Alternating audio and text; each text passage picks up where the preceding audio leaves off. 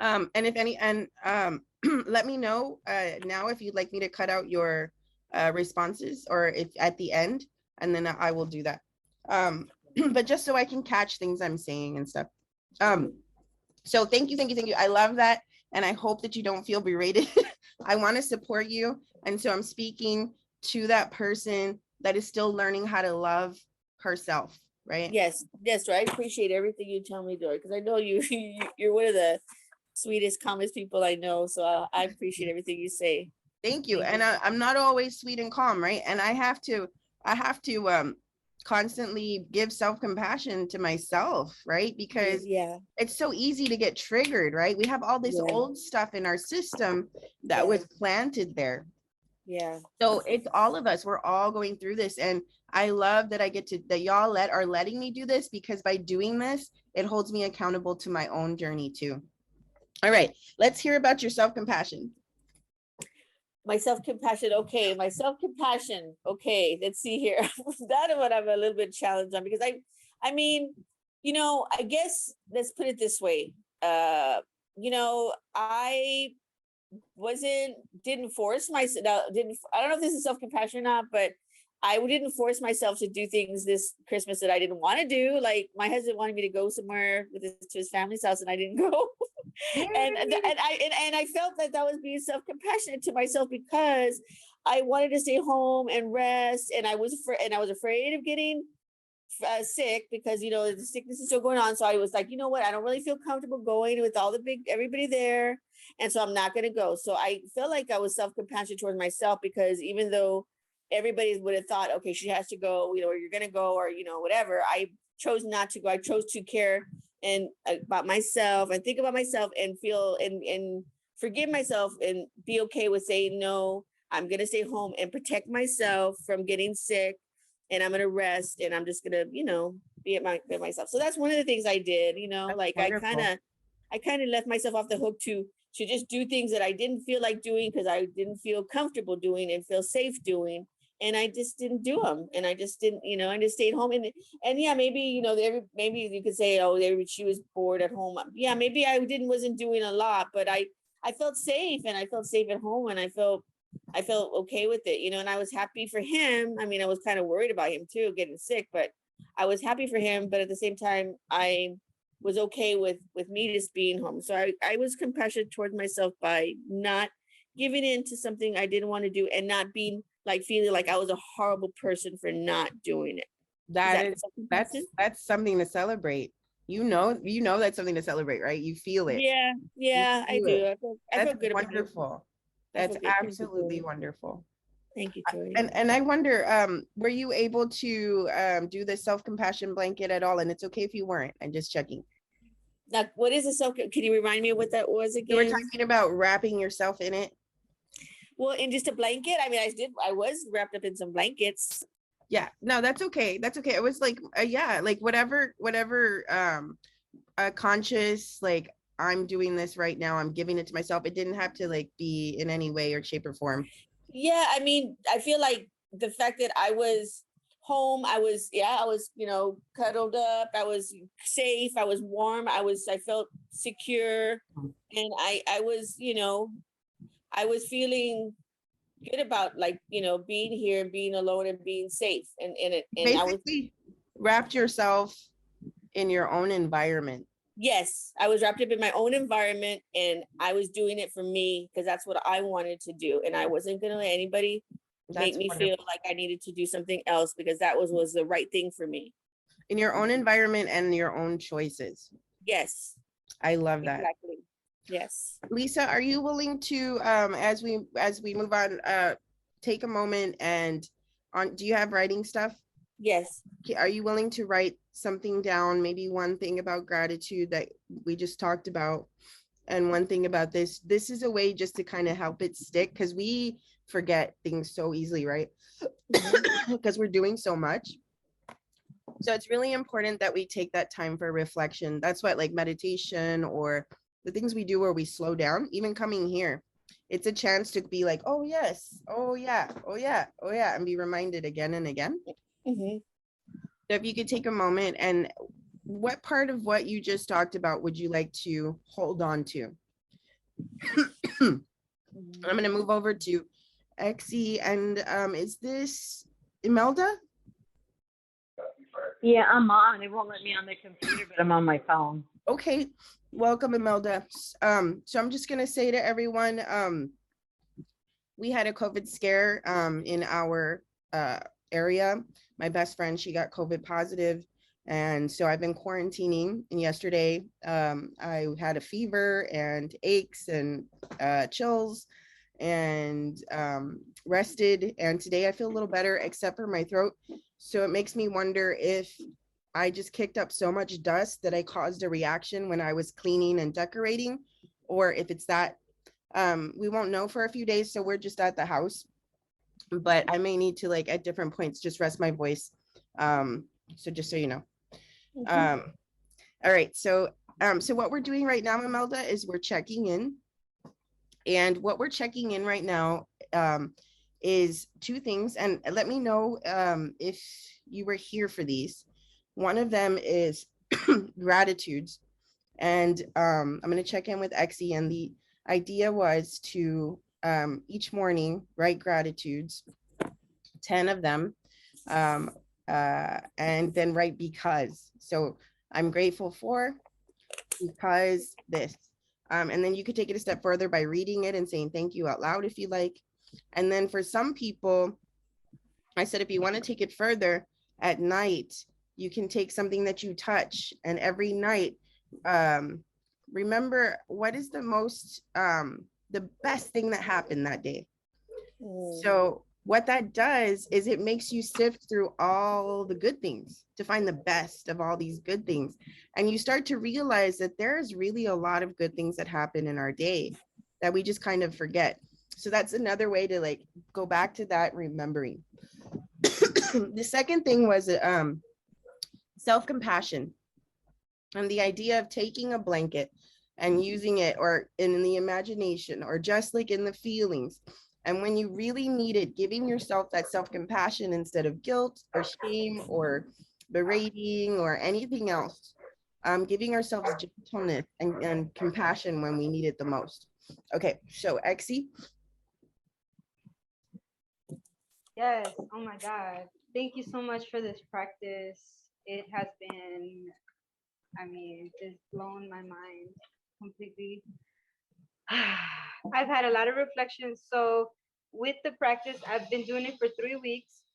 I've only missed 3 days, and I'm still, even though those days are gone, and I'd have extra work, I'm still going back to fill them in.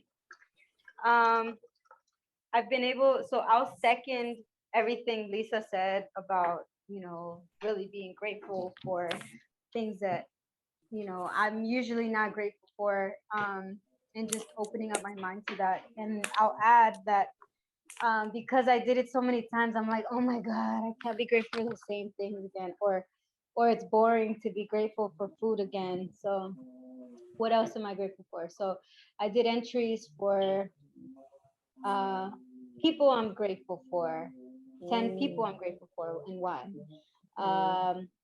Then you challenged me last week to do challenges that I'm grateful for.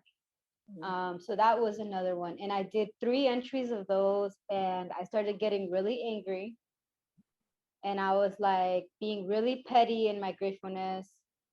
Like, I'm thankful for food or else I'd be starving. I'm thankful for my house or else I'd be homeless. Like, I was in a horrible mood, but I still did it. And it was like stuff going on in my life, but it was really hard to be grateful being in an ugly place.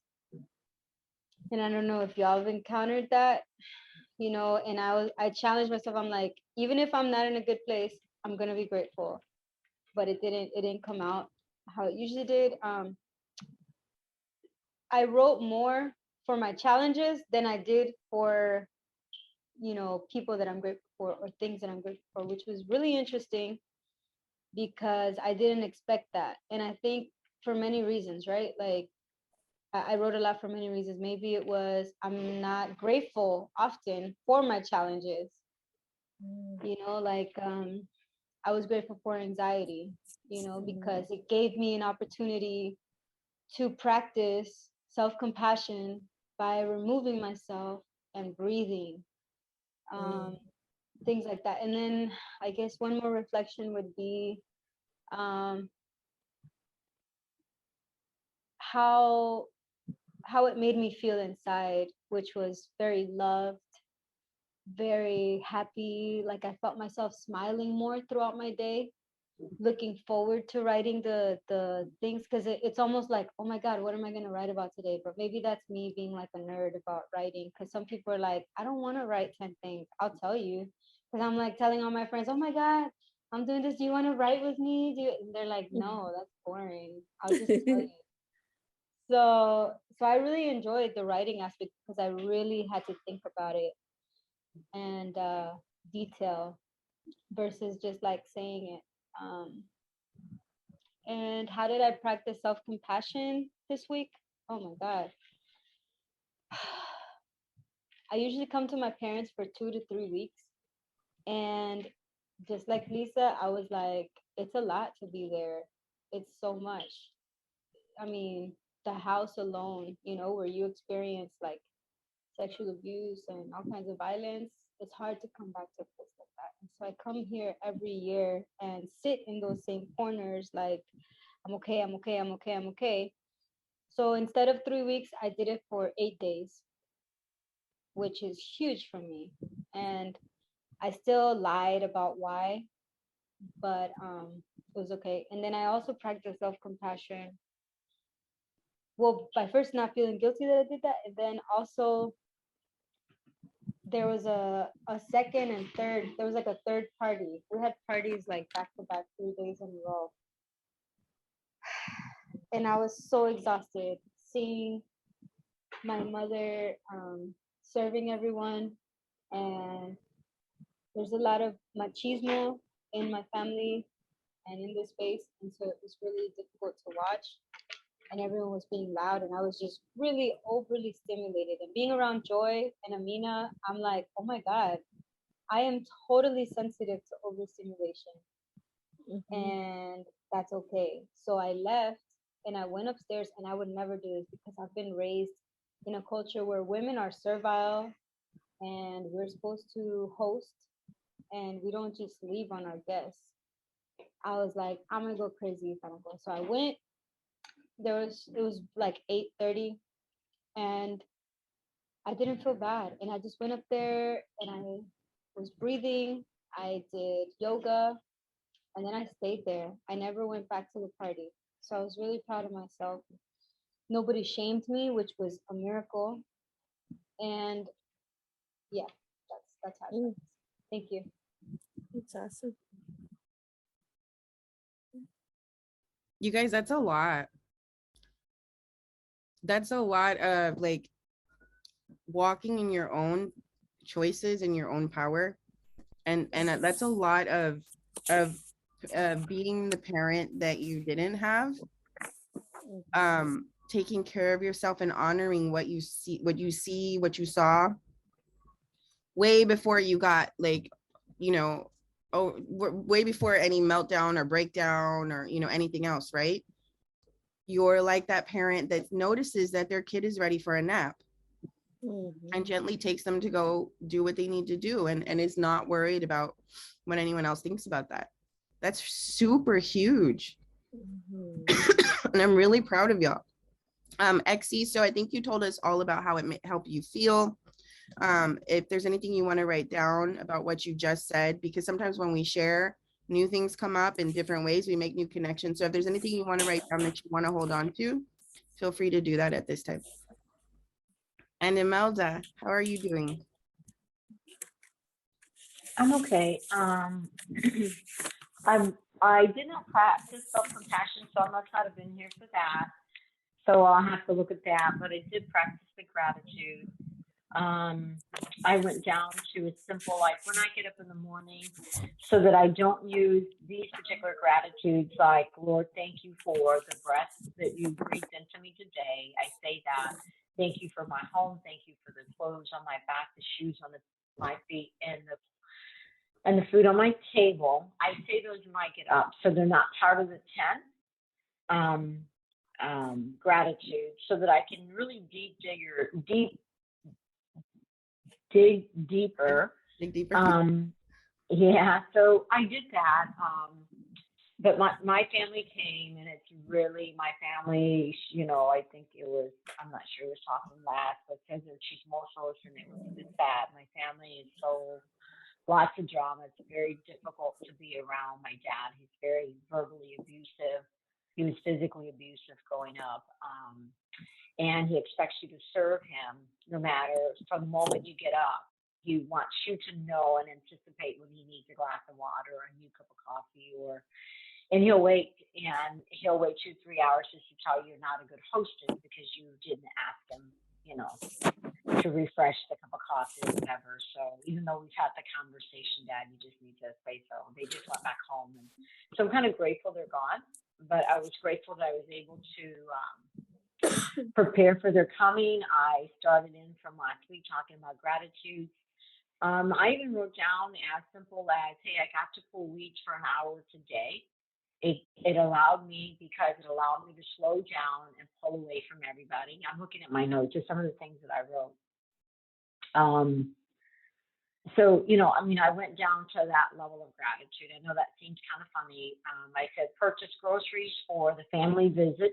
So grateful, one, I could afford the groceries. Two, that I had a plan so that I would not be, I would be organized and more available for hosting instead of running to the store when I wasn't hosting. I know that sounds kind of silly, but and the other thing I did every day is what would make my day better. I think you asked the question differently. What made my day better? I wrote down what would make my day better. And then I went and I did it. I would sit back and say, what is one thing that would make me feel good either about my day and how I spend my day or about myself? And I wrote down, one day I wrote down, sounds kind of silly, but it made me feel better. My windows were dirty, so I went out and I washed the windows in the outside of my house, and it was like 60 degrees out, but I went out and washed the windows, squeegeed them clean. And then I sat back and enjoyed that I could actually see through my windows. So every day I did that, except for the last 2 days because I had intrusions into my space and couldn't have, when I was up for prayer, my parents were down the hallway wanting to come and interrupt.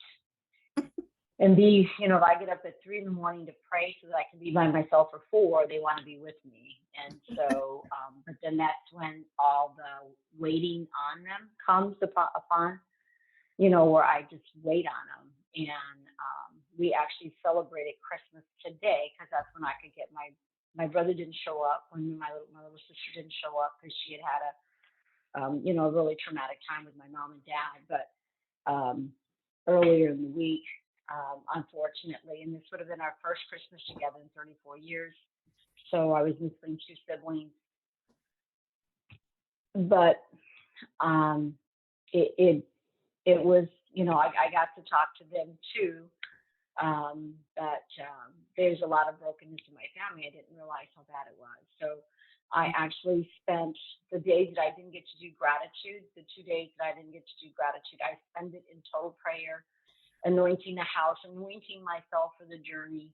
There were no blow ups. So what am I grateful for? If I had to write it down today, for the time that we were together, my dad never got violent with me. He tried to do that last night, and I asked him to please stop and not do that in my home and respect it. It's where we host the Lord's presence, and I said, that's not acceptable. You need to back down, please. We were playing a friendly card game, and he has to win. I don't know why, but he has to win. And so, little things like that. And I was just grateful that I was able to say, hey, no, I'm not going to feel bad about it. I'm still hosting, and I'm trying to kind of keep the rhythm of the, calmness in the room and in the space. And so I'm grateful that they're actually gone. They made it home safe. It's a long drive. They were here for 3 days. but I'm grateful that they were here, but I'm grateful that they're gone. So I feel you. I yeah, love it's that really statement. bad. I'm grateful that I they're didn't gone. realize how bad it was. I didn't know because I've been gone for so long, and I come and I go. I didn't realize how broke everything was, and so I've been praying about it a lot. What There's a made lot of you heavy. realize? I'm curious, what made you realize how bad it was? Well, we had Thanksgiving, would have been our first Thanksgiving in 34 years together, and they didn't invite my mom and dad when I went to my sister's first Thanksgiving, thinking that my mom and dad were going to be there. They weren't there. And then my mom, my sister, well, we're going to do it on Wednesday at our house because we can't do Thanksgiving with the family on Thursday because we're going somewhere. So we're having everybody over. So I think everybody was everybody, right? So then when I saw they weren't there, I asked my sister, she goes, I didn't invite them. I don't want them around my house. She says, you visited mom and dad more than I have in 10 years. And my mom told me that at Thanksgiving. My mom found out my sister had a party and didn't invite her, and it really devastated them. The reason the Christmas dinner was at my house is my mom and dad refused to go to my sister's, who was here. And then my sister interjected herself at every moment that I had finally rest. She was here between her parties and celebrations all weekend, these last 3 days, because she felt guilty that my mom and dad were here. They were very hurt. They didn't go to her house. And so I said, I guess I didn't realize it was that bad, you know. They don't even have Yeah. my mother and father in there. So, and I'm not pointing fingers, but it's a mess. So my little sister, my mom, and my dad got into it about, my mom and dad's belongings, and about other stuff that I'm not sure what it is because my mom will tell me one thing, my little sister will say another, and I don't want to hear either one. It's a lot I of think they drama. need a sort. Sounds like a lot of drama Yeah. you haven't had to be in, and now here you were. So even though you were blindsided in many ways, it sounds to me that first of all, you prepared by having that extra digging deep time. Tell me, do you feel like you had extra resilience because of the digging deep into gratitudes? What did it feel like in your body? What was the effect? I was ready. I felt more prepared and not so anxious to jump and get so angry and be part of the drama. I was more of on a stable ground. I was more stable than I think I would have been had I not been grateful for those things, as walking into this. And then as I was going through my gratitudes, it's when I said, oh, I got to prepare myself. I got to prepare this house for the arrival of all these people. This thing is really this bad. These people, my family is who they are, but everybody coming together. And so I went out and I anointed every doorway, every window, and I said, nothing demonic shall enter. No, I mean, my sister said, oh my gosh, I've never had such a conversation with Dad, because they came over the first day they were here. So my sister's feeling so guilty about what she had done. She came here at 9 o'clock or 9:15, looking for tamales from the polvo, hot chocolate, homemade coffee, and just to laugh for about 2 hours. You know what I mean? In between her party going, the first night that they were here. And it's hard. I've already hosted my mom and dad all day, and then she comes in and interjects. But I was able, and she said, how do you keep them calm? I said, it isn't me. I said, I've been praying and praying and praying for 2 days, and I've asked the Lord to guide me through this whole brokenness. I said, I didn't understand that. And you guys have a lot of hatred, but you've got to take that hatred and understand it. You got to sit down and have a conversation as a family. So for the sake of time, I'm going to keep us on the, but it sounds like, tell me if this is right. You felt more, I think you said these words, so more stable, on solid ground. Mm-hmm. And I think you were also more aware and more proactive. Yes? Yes. So, and then you asked a question that I would love everyone. I think that I just see how you practice self-compassion in so many ways for yourself, which is amazing. But one of the ways you did that, it was with that question. So if anybody else wants to use that, if you haven't. What was the question? Yet, the question is, what would make my day better? You can use that at any time. You can rate yourself in this moment and say, right now I'm feeling like a 7. What would make me move up 1 point is if I could put a different top on, because I'm hot and cold right now. So I think I will do that now that I've said that. You do that at any point. I'm at a 4. What would make it better is if I fed myself. Sometimes the things that we need for ourselves are so simple, but we're just not paying attention because there's so many other things going on. There's so much demand, right? Each one of you, it seems, allowed yourself to be in difficult conversations. You were more ready for them because you had oiled yourself up. You had juiced yourself up. You had some resilience to be able to do things that are usually very difficult and are still difficult. It's not like they were easy, right? I mean, it sounds like that's a lot of drama going on in different ways, but you all were able to advocate for yourself and allow for difficult conversations. I'm celebrating right now. I also have been doing the gratitude challenge, and I feel a call to silence, but I noticed that it's really hard for me to do. So getting sick is actually, I'm grateful because I don't seem to have the willpower or the self-discipline to do the kind of silence I need. I can't. And I've been trying, before I got sick, I was trying, but no, I was over here and I was over there and I was doing this and I was doing that and making these phone calls, because I'd gotten off of work where I had been, so overwhelmed. And so getting sick, I can feel that it's a gift. It's a gift because there are words that I will never hear that are mine if I don't quiet down enough to hear them. And so being able to feel grateful instead of devastated is amazing, because we spent Christmas and Christmas Eve and the day after, it's just me and my son, and we were going to see my mom and we were going to see my dad and we were going to go to friend's house, whatever. I don't know how that happens, but I've also reached my own resistance because I have resistance too in my work. So I notice that I'm struggling with centering and going back into that space. So I just want to say, Exie, I don't want you to feel like you have to catch up, because you know what that does is it puts a burden on us. And I get where you're coming from. You're like, I missed 3 days. I'm going to go make it up. I'm still going to do it. But what you're doing is you're putting something on yourself that says, I have to make things up. If you want to do it, that's fine. But honestly, this is not something for us to perfect. This is for something for us to grow into. And when we do it, we do it. And when we don't, and we move on. Sufficient is the work and the challenges of the day that we have, right?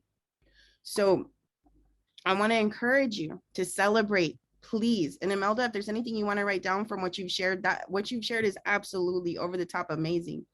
So if you have your writing stuff, if there's anything you want to share that's come up just from connecting and talking about this, something that you want to keep, something that you want to grow. And I will say, Exie, when you struggle with this is what I want to say. How many steps in your life have you been able to take because you had 2 legs? How many conversations have you been able to have with people that you loved because you had language? Because you have lips and teeth and a tongue that works, lungs that work. How much music have you been able to hear because you have ears that can receive music, fingers that can play it? How many beautiful things have you seen because of your eyes from the day you were born? There's so much that we've been given. Even if we never walked again, we've been given so many steps already. Yeah. And there's so much richness in that. How many memories, beautiful memories, can we hold on to because our brain functions? So there is so much. So I'm going to encourage you, everybody, to go ahead and go past everything you've written. Now find new things. Excuse me. I'm going to change my shirt real quick. So if we could take a 2-minute break, and then we're gonna look at something. Sure. Take your time, Joy.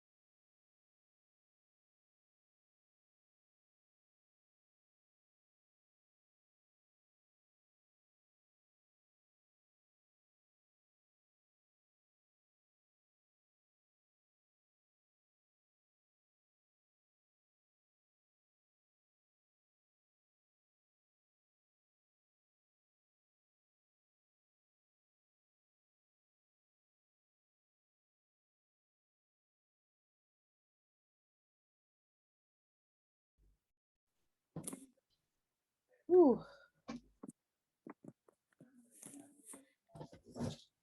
Can I share something, Joy? Yes, absolutely. You know, when we were talking just a while ago, you know, that first thing that you said, oh, it just hit me really hard. How many steps, how many steps we could take because we had legs to walk. I think you said something like that, right? That was, you were just breaking it down, just a simple, basic things. You know, how many songs, how many beautiful songs we could hear because of our ears. How many beautiful things we've seen because of our eyes. I don't know. Yesterday, I when my grandkids came over, you know, my grandson, we gave him some, we gave all the grandkids some skates, but you know, skating for me was always a very freeing thing, very fun thing when I was a kid. So I always want, you know, like to give the kids skates or stuff like that, or take them skating. My kids when they're little, so we got the grandkids skates. But my grandson, he was 12. He put his skates on and he wanted to skate right away. And of course, we're in the house and nobody's like, no, you know, can't skate. You know, you take those off and we have no room and you know, and all this. And I immediately was like, you want to go skating? Let's go. So we went outside and then we took him across the street to Burbank to go skate. And I did my little grandkids also wanted to come too. They had gotten skates. But while they were doing, you know, we're out there doing that, and then which was fun because and I'm glad I had some energy to do that, and I felt really good about that. But then after that, we took them for a little ride, and I took them down the street to where I grew up, where my mom used to live. You know, my mom passed, but her house has been sold, so we don't have the house anymore. But I wanted to go see my mom's house for some reason. But because I don't know, it's to me, you know, I feel sometimes I miss not being able to be at that house because that's where I grew up and that's where she was. You know, that was where she raised us. But anyway, as we're going down the street, I was remembering my mother walking. I told my grandkids, Grandma used to walk down the street because my mama never learned to drive. So my mom used to do a lot of walking, taking the bus. But I said, my mama used to walk down the street. See the street right here? I said, my mom used to walk down the street. And she'd walk down the street all the way this way. And she'd go to Walgreens right here. Or she'd go over here to this store over here. And I said, I would see her walking and I would say, Mom, what are you doing walking? You could have called me for a ride. And she's like, oh, I just, decided last minute.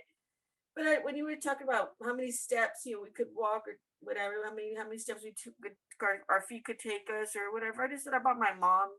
And I was thinking about my mom because she didn't learn to drive. So all she had was really her feet, to walk everywhere, take her where she needed to go. She couldn't drive anywhere. And but my mom was very like she was a very simple woman. Like she never wore jewelry. She never asked for anything for Christmas. She didn't want anything. Material things meant nothing to her. All she wanted was her kids to be safe and happy and felt good and everything. And she just God gave her that. God gave her the ability to walk, which gave her a lot of joy. She loved to walk. And it gave her a lot of joy, and I feel so thankful that my mother was able to do the things she loved to do, and she had the ability to do them, and she loved music. She loved Selena, and she loved Greg Shelton, and she loves a couple of different singers like that. So she loved music, and she got a lot of joy from music, and she got a lot of joy from walking, and she saw a lot of beautiful things. She got to travel when we were younger. My brothers lived in California, so we go to California every summer, and she saw a lot of beautiful things. So just those simple things that she talked about, Joy, just being able to walk where our 2 feet, where we could take ourselves, and seeing beautiful music. It just reminds me so much of my mother, and I just thought about that when you were saying that, because simple things, but so much to be grateful for, just those things, because those things can bring us so much joy in our life. And what I hear you saying is, I'm grateful for my mother's steps. Yes. I'm grateful for my mother's ears, my mother's ability to dance and sing and listen to music. Yeah. Like the gratitude for the abundance that others have that we love, even those that have passed. That's wonderful. I have this thing right here. This is another part of the gratitude book and the challenge that I was in. And it says, my health is keeping me alive. And if you really think about that, right? Our health is our biggest richness. You know, if you don't have health, but you have all the money in the world, you will use all that money to get your health. So the health that we do have is so valuable. And, you know, I think that as we age, we start to understand that better, right? Because things work different or things change and we're like, oh, wow, you know, it's, you know, we learn to be more grateful for what we do have. And I think that's really important. And so, you know, that scripture that says, what you have, those who have will get more, and those who don't, even what they have, they will lose. And if we're not being grateful for what we have, then how can we get more? I just feel like that's a part of it. It's Can you repeat the quote? and I'm paraphrasing, but what those that have, even what they those that have will get more, and those, Imelda might know it word for word, and those who don't have, even what they have will be taken from them. I mean, and if we're not being grateful, do we really have it? Are we really enjoying it? Right? So when we have gratitude, then we take pleasure in those steps. We take pleasure in that food. We take pleasure in the fact that, you know, the miracle of waking up. We got the wake up miracle today. There are so many gifts that we don't necessarily have, we don't enjoy, just because we take them for granted, right? Yeah. So doing this practice is really wonderful to help us recognize how rich we really are, and especially when it comes to our health. So that's Matthew 25:29. For everyone who has will let me try this again, going from memory. For everyone who has will more be given, and he will have abundance. But from him who has not, even what he has will be taken away. Matthew 25:29. Thank you, And Imelda. there's another one. Yeah, there's another one. I tell you that to everyone who has will more be given, but for him who has not, even what he has will be taken away. In Luke. That was hard Also. to hear. Do you mind saying it closer to the microphone? Yeah, let me take my earpiece off. That's what it is. Hold on. I'm horrible at understanding. Okay, so these things. Matthew 25:29. For to everyone who has will more be given, and he will have abundance. But from him who has not, even what he has will be taken away. Let me find it in the Bible real quick. And so while you do that, 25. how many people I do like you a know? different translation. Let me pull up my Bible real quick here. Okay, can you hear me? Oh, they- 25:29. Matthew. Can you hear Matthew Joy? 25. Let's just wait. She's gonna read it, and then.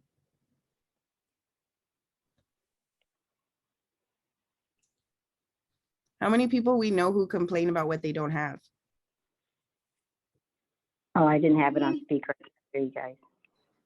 How many people do we know who are grateful and they're like, I have this and I have that and I have this and I have that and I have this, right? Few people. This is one of the most wonderful things we can do. See, look, you have a white patch. Yeah. Be grateful for it so you can have more. So it's in the New Living Translation, if I can, it goes, to those who use well what they are given, even more will be given. So if you're grateful, you care for those things you have, more shall be given unto you. And so, but from those who do nothing, even with the little they have, will be taken away. So what they have, so if you don't do anything with what you have, it's going to be taken from you. But the Lord says, use what you have, be grateful for what you have. He can't trust you with more unless you're grateful for what you have at that level. He can't increase your abundance until you show gratitude for what's already in front of you. And one of the other things, just to like take it there, one of the other practices was thanking God, or saying thank you for all the money that we have been given throughout our life. Just like those steps, just like our health, we've been given provision in our lives in so many ways. And money's one of them. And one of the practices is every time you pay a bill, whether it's by email or however you do it, send it to yourself or write it on there and say, thank you, paid. Give thanks that you get to pay this bill. Give thanks that you were able to pay it, that you have the money for it. And if you don't, say thank you in advance for the money that will come for this bill. Thank you in advance for this being paid, right? So you can thank for the good. You can thank for what, for the past blessings. You can thank for the future blessings. Thank you in advance. You can thank for the challenges, give thanks for the challenges. Lisa just taught me I can give thanks for the blessings that my mother and father and grandparents received. I didn't even think about that. There are so many ways for us to give thanks, right? So this can go deeper and deeper and deeper and deeper. So see how this week you can take it. Even if you just add that one at the end of the day. Is anybody interested in adding that one at the end of the day? I'm still working on that because I forget. So that's why they tell you to have an object by your side. And all you want to do is figure out what is the best thing that happened today. Imagine what that does to do that review and then to remember before you go to sleep the good that was in your day, right? I have done it a few times. It's nice. It's really good. All right, we are at 7:04. So I'm going to play a couple of snippets of a video. And if you have your writing utensils out, we're going to respond to it. And for this last 30 minutes or 26 minutes, what I want to focus on is the idea of, I think this is a good jump off from gratitude. And I'm going to say this a couple different ways, but the idea of sobriety. And I think a correlating idea is non-attachment. I think a correlating idea is stepping out of denial. I think a correlating idea is moving into awareness. And I think somebody said something at some point, and I was going to mention what I call the nightmare phase. And that's the phase when we start becoming aware, but we can't change anything yet. That one is really hard. Sobriety, and when I talk about sobriety, I mean first in the mind, right? Because we are really, really good at distracting ourselves, creating drama, getting all like trapped up in the drama,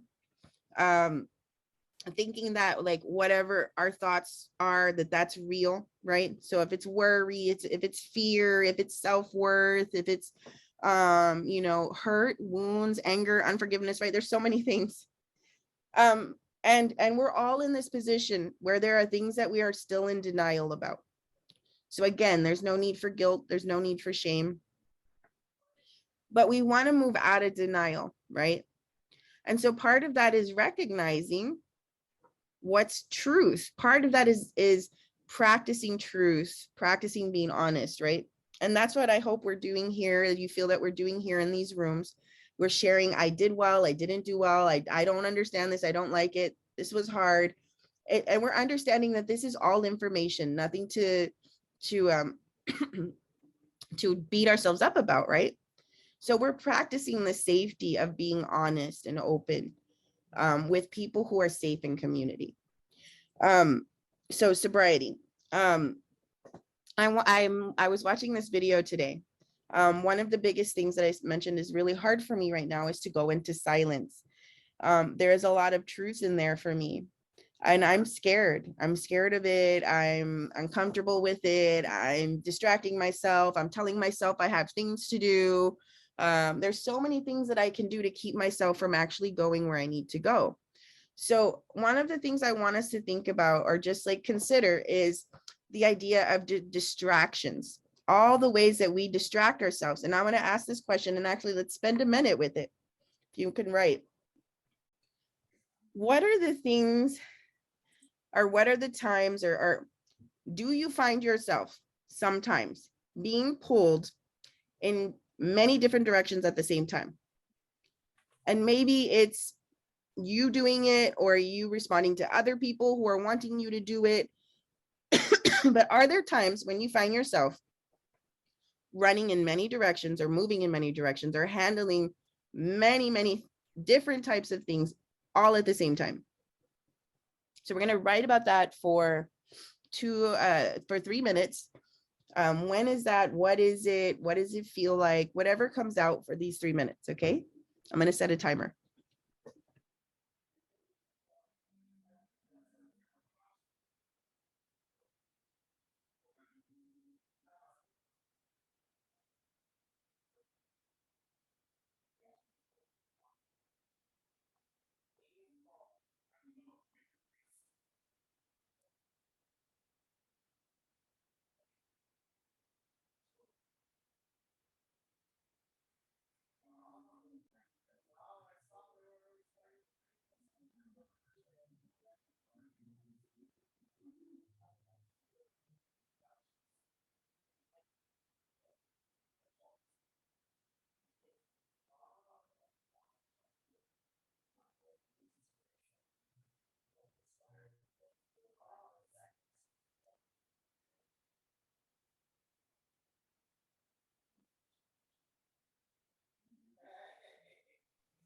If you run out of stuff to write about, are there things that you start and stop?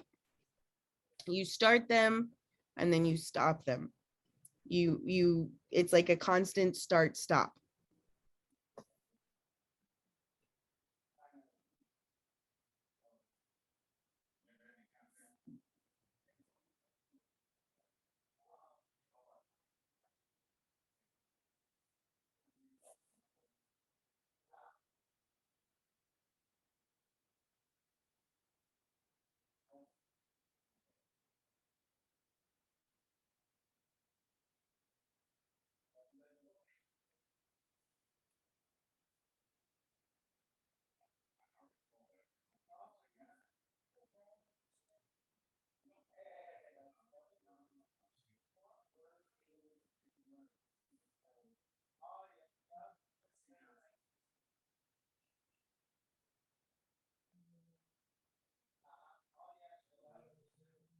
If you finish early, feel free to put a thumbs up.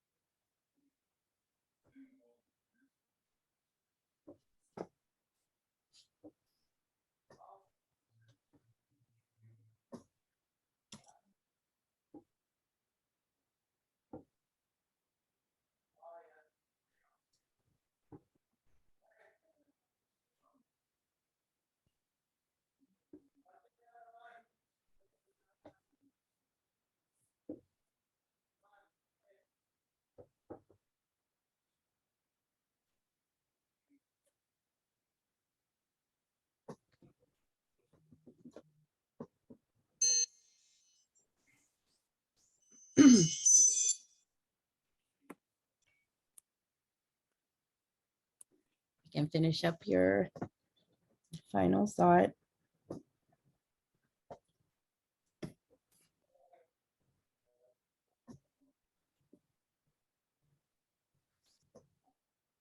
And when you're done, if you can hit the, okay, we got one.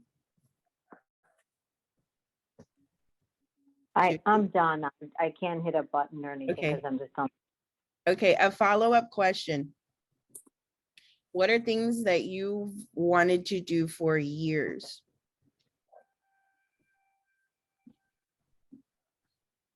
But haven't been able to in a satisfying way?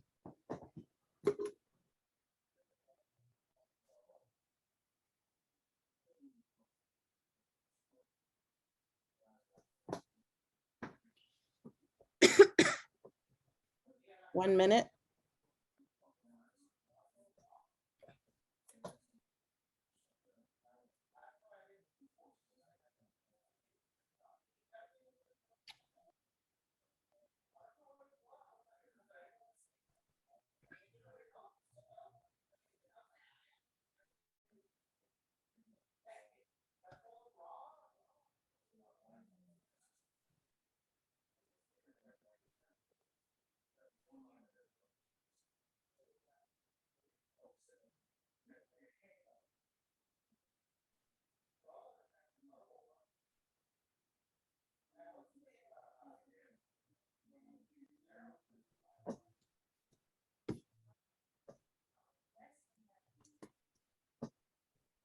10 seconds.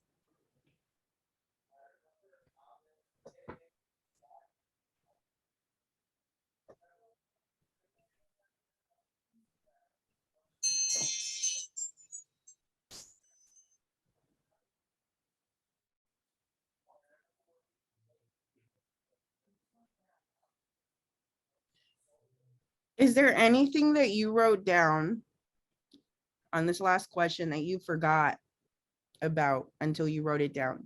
Maybe you forgot about it for a day, a week, a month, a year. Is there anything that you wrote down, just out of curiosity, that you forgot about?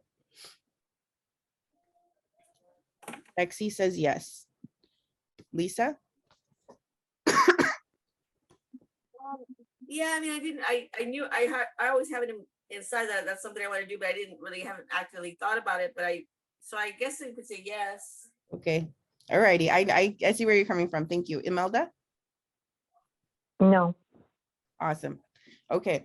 Now we're gonna watch something, and I want you to just think about, from all of your answers, just thinking about how do we, in the midst of all the distractions of life and all of the thoughts in our heads and all of the things from the past and all of the triggers and all of this stuff, how do we find the calm? How do we find that center, the place where we can focus in the midst of all of that? And what I'm going to show you is from it's about Ram Dass, who is part of the Buddhist tradition, and you know, they call it illusions, right? Maya. In the Christian tradition, it could be the things of this world. And recovery, it could be anything that like numbs us out or helps us not to feel codependency, things we're addicted to, right? There's all these distractions. So how do we help ourselves to stay focused, right? And I propose that part of that is through the heart. It's through love, and it's through truth, right? Not running from, denying, distracting ourselves from truth.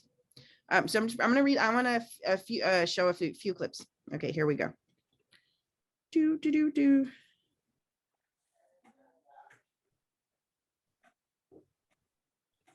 Can I do this? Share sound.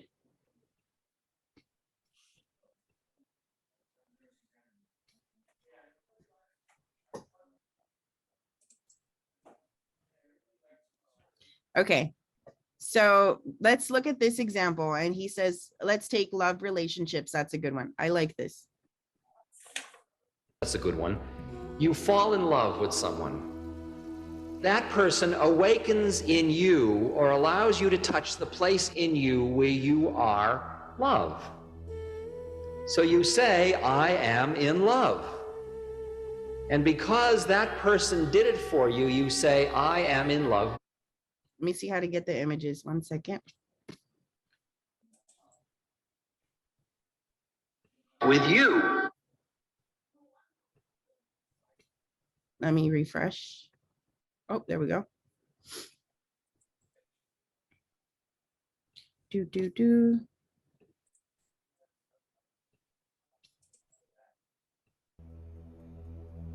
Years back when I started to do this meditation 12 years ago.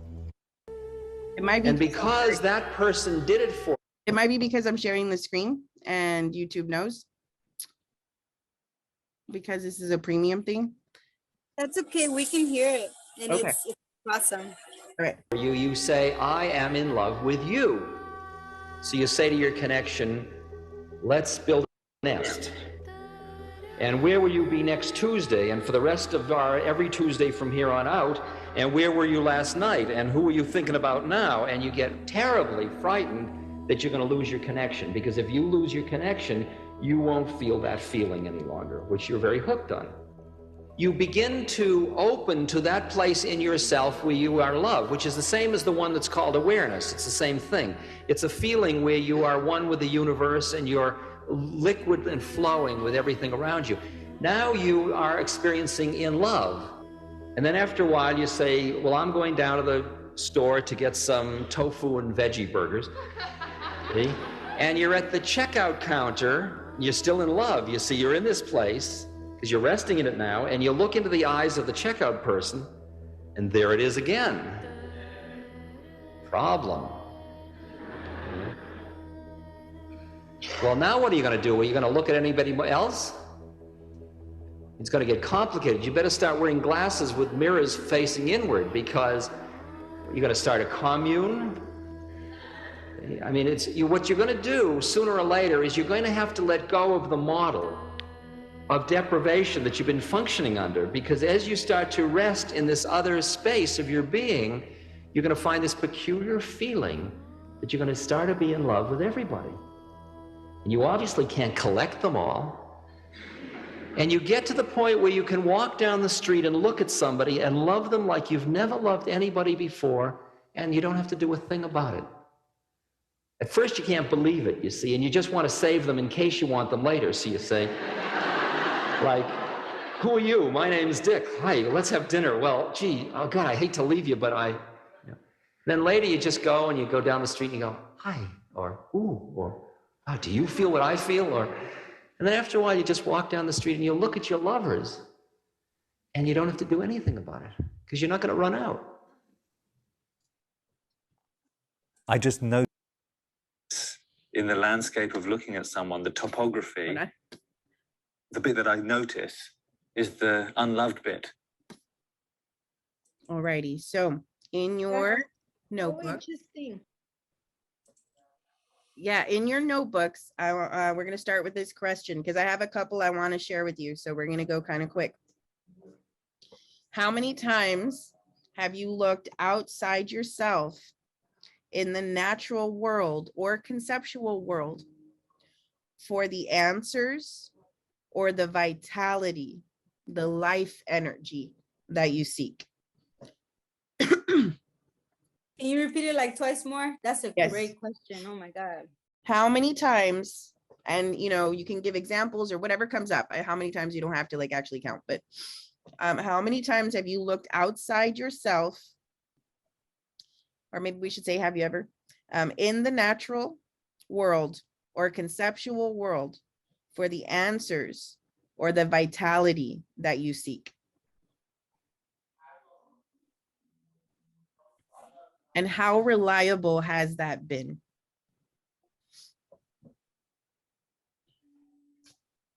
One more time. How many times have you looked outside yourself, or maybe we should say, have you ever, either one works, in the natural world or conceptual world for the answers or the vitality that you seek? How reliable has that been for you?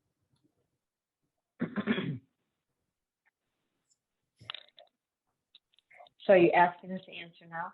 Yes. We're going to do Because it. what? Uh-huh. Mhm. Were you going to say something, Imelda? Yeah, because it just jumped out at me like that. Because one of the things that I'm looking for is what the film talked about. And I've looked outside myself once, but it wasn't reliable because the answer lies within me. Okay, so I'm going to press the timer. Write that down. 2 minutes, 2 minutes.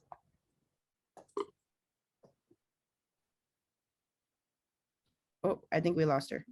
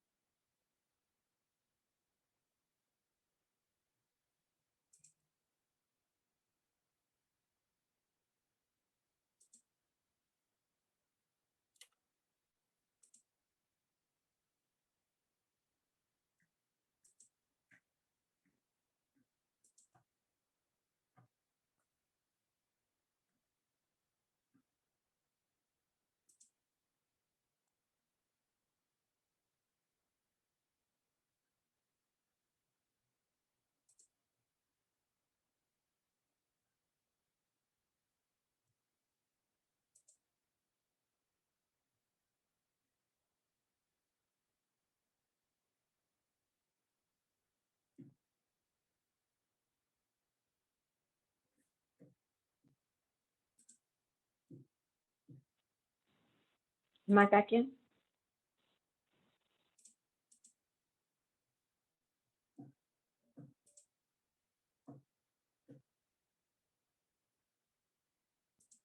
Did you say, are you back yet? Because we see you, we hear you.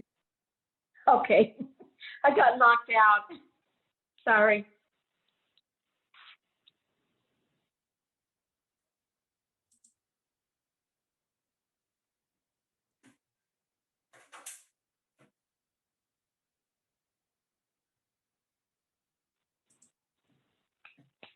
Are we answering the question?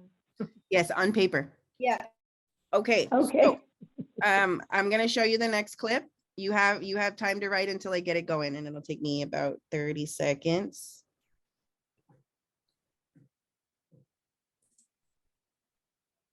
Ideally.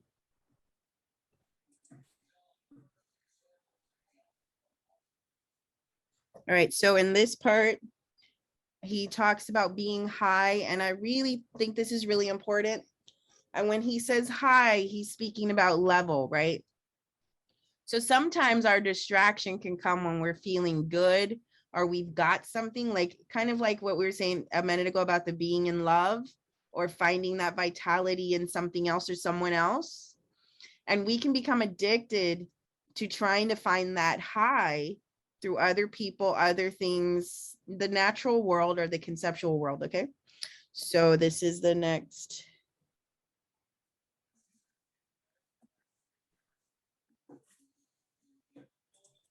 Sorry. Yep, that's what happens with Ram Dass.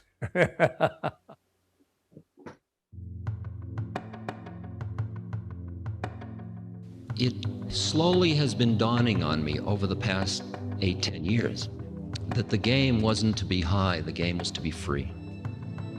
And that free meant you couldn't push anything away and you couldn't grab at anything. There was nowhere to stand. And there was nowhere not to stand. And that all the things I'd pushed away, I was going to have to take the curriculum sooner or later.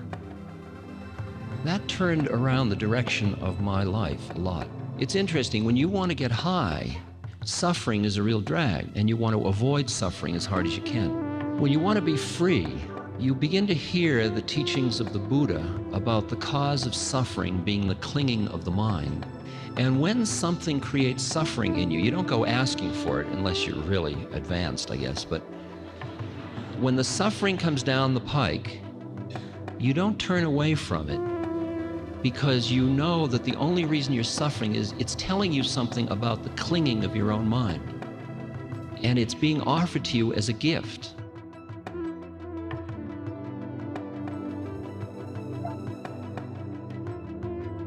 Can you replay that? Oh my God. Well, if I do, we won't have time, but What's this one called? I will tell you. So for this next minute, I want you to write. I know it's fast, but I would encourage you to continue doing this, working on this after. What are the highs I chase? And what are the lows I avoid? And how does this steal my time? I know it's fast, but we're going to do 1 minute. What are the highs I've chased and lows I avoid? That's it. Yeah, and it can be things you're chasing. You can think about it just for like what's currently still the things that like you think if I get this, everything will be okay.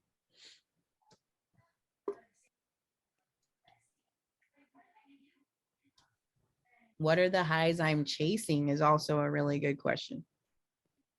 What are the lows I am avoiding?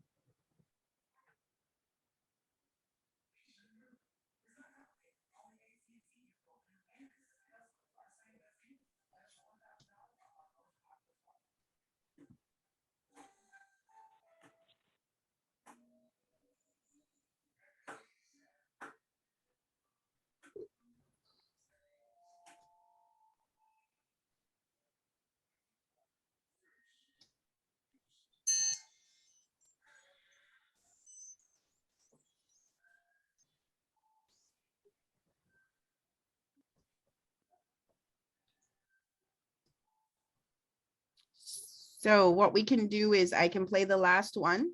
We'll do the last writing exercise, and then whoever would like to stay, I can repeat the previous one and even the last one if that helps, or anything else. I have a little more time, but let's finish on time. And so everyone feels free. They know that the class is finished. And then whoever would like to stay a little longer, I am absolutely down for that. Okay.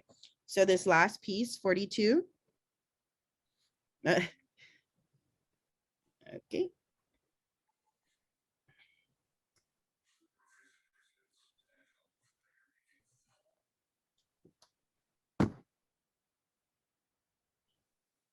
You still have time till I start it? Creating the suffering, you lock them in. Okay, I'm going to read you the quote that won't show up. It says, learn to watch your drama unfold while at the same time knowing you are more than your drama. Learn to watch your drama unfold while at the same time knowing you are more than your drama.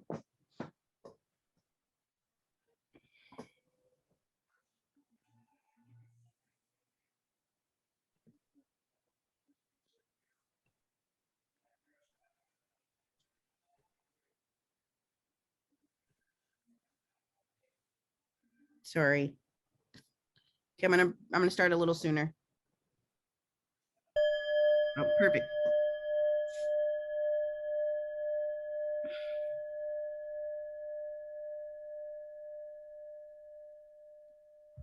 You climb a mountain, you follow a path, you do any of the methods that you are attracted to. For example, quieting your mind, or opening your heart, like meditating or singing or going to church or service or whatever, or pitting the mind against the mind through Zen koans or whatever. All of it will push you and push you, but sooner or later you'll get trapped by your methods, and they'll keep you asleep, and you'll become a good meditator. Or, I love Christ, but it'll be a sleep kind of statement. And then you'll have to let go of that one too. But all of these are useful techniques to keep working, and you've got to hear what your own technique is. The first thing is not to be bugged about going back to sleep. Just experience that it was grace, that death allowed you to awaken for a moment. Because the minute you try to grab onto the memory of what it was, you're just holding on to an old dead butterfly. So you go back to sleep and then you wake up again. The fact that you're even asking that question is the awakening process at work. You have to stand back one step further and see your whole life, the awakening and the going to sleep, all as awakening. Just get into a bigger time span, and you'll be able to allow the dance to go on up and down and up and down. This idea. Okay. So for this last writing, I hope that was not too, I hope that you were able to get something on. Okay. How is your journey a grace? How is, when you look at it in a bigger time frame, how is your journey a grace? How is your journey a dance of grace?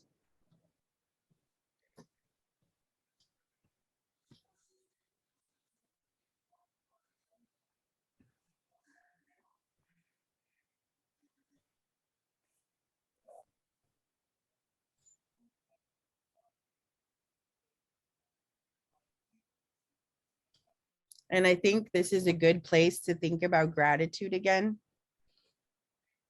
Because if you look at your journey, even though we go around the same things, it's more like a spiral. Each time it's a little easier. We've learned a little more. We can do it a little better.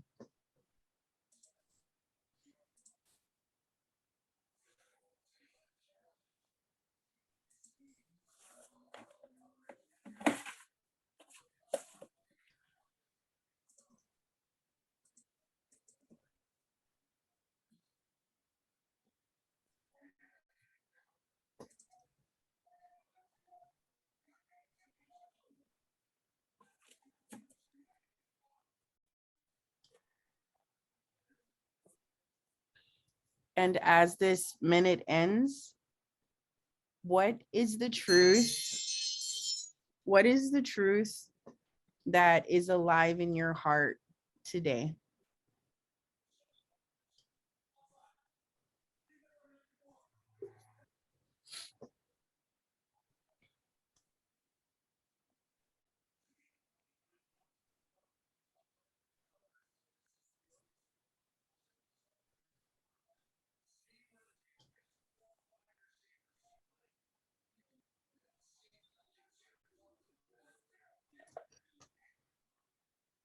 Thirty seconds.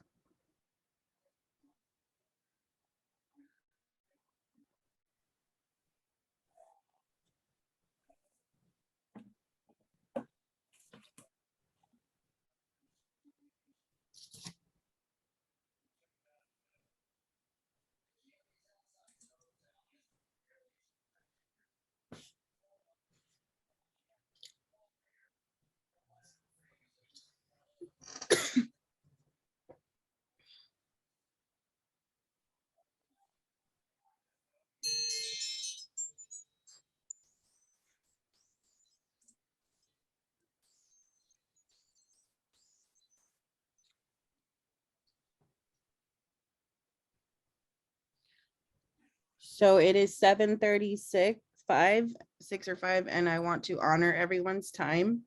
So whoever needs to leave immediately, if you'd like to just do a checkout before you go, you can raise your hand.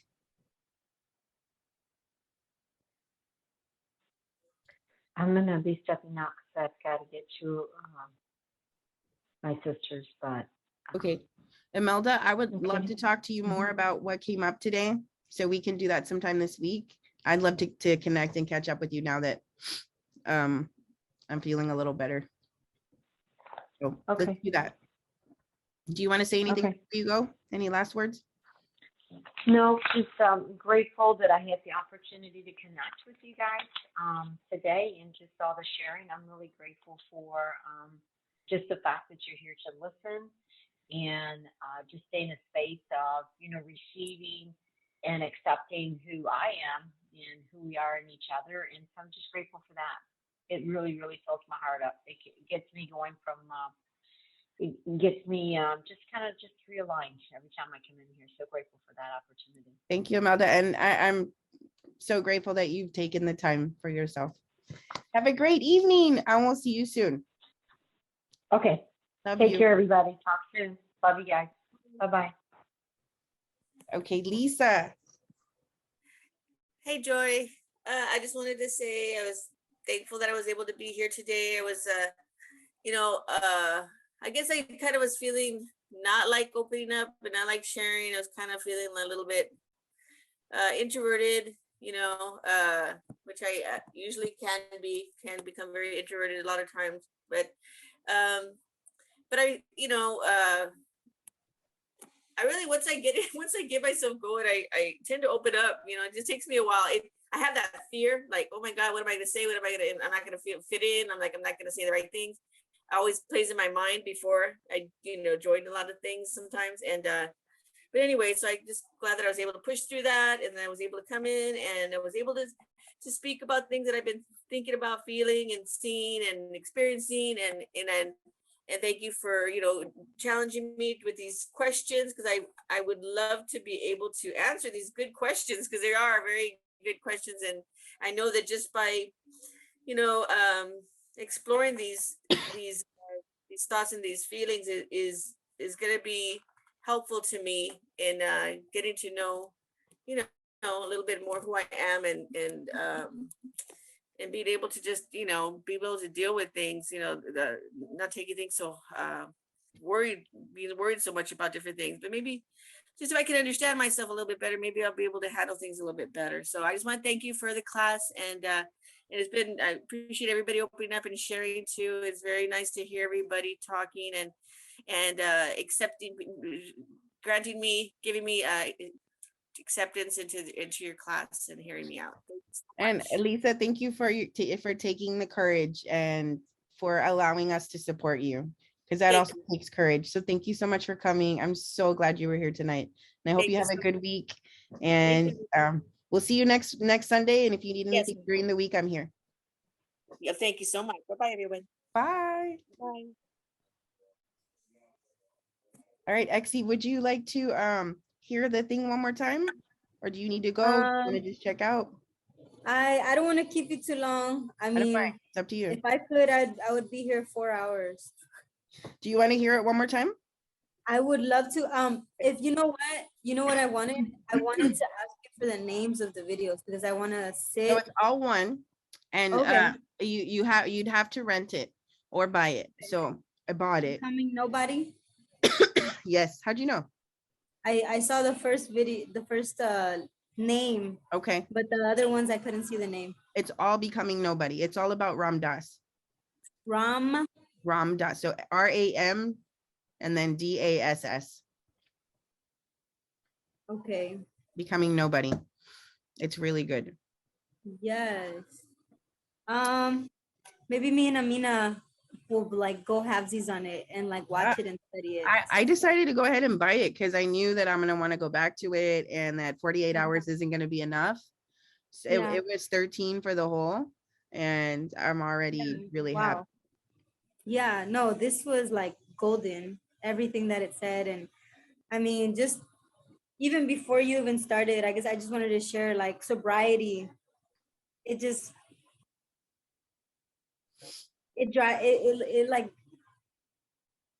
amazes me that there could be sobriety of so many different things, because in my family there's so many addictions, and I see it mostly as like chemical addictions. And so just hearing it the way you explained it was really mind-blowing, and still being in denial. And then these questions really brought out to me that like I'm still chasing this high of like not being alone, you know, and the lows that I avoid of being alone. And being alone means not being in a relationship. And I'm wondering like if I'm making the right decisions for myself right now. So I just wanted to share that, and have so many reflections. I'm gonna go back and dedicate a page to each question, and probably invest in that video because there's so much gold in there. You're so cool. You're so cool. You do your homework. I can't believe Joy is my neighbor and she's my friend. Like nobody else can say that. There's maybe like 2 or 3 or 4 people. Right? But they live up the street still. the street. Nobody can say They don't live across the street. they don't live across. They can't just go in their pajamas next Yeah, door. I probably always drive to Mandy's house, which is ridiculous, but yeah. Yeah. We should walk there one day. That would be Always- nice. yeah. We can walk and do the rounds. We'll go to each person. Yeah, that would be awesome. That'd be really cool. Leave like a little something. I don't know. A Really, cookie or go to something. Mandy's, go to George's, go to Isaac's, and then go to Laurel's. Yeah, that would be so fun. Yes, I'm down for that. Thank you so much for this time. I really wanted my sister to participate, but she's pregnant and tired as hell. So, but I'm gonna share, and hopefully she's